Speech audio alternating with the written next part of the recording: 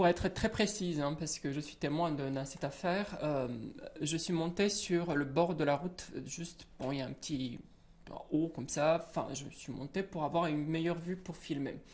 Lui, il est resté sur la route, donc il était à peu près 5 mètres sur ma droite. Je l'avais dans ma vision périphérique, on va dire.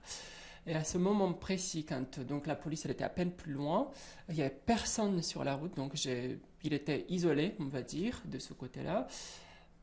Ah, c'est à ce moment précis que j'ai vu une personne qui a foncé sur lui. C'est là que je me suis tourné pour regarder, et c'est là que j'ai entendu donc le bruit quand il l'a frappé, les insultes qui étaient spécifiques par rapport à ses origines, donc xénophobe, raciste, on va dire.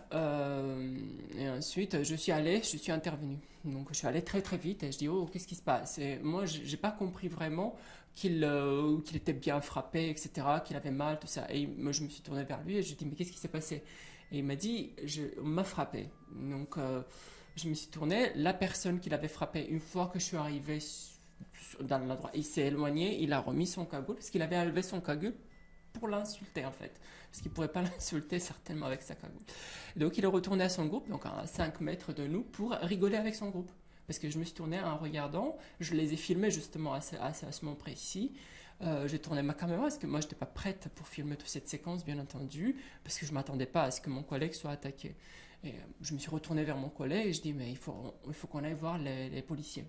Et j'ai dit mais t'as mal, comment ça se passe? Il a dit ouais il m'a fait très très mal.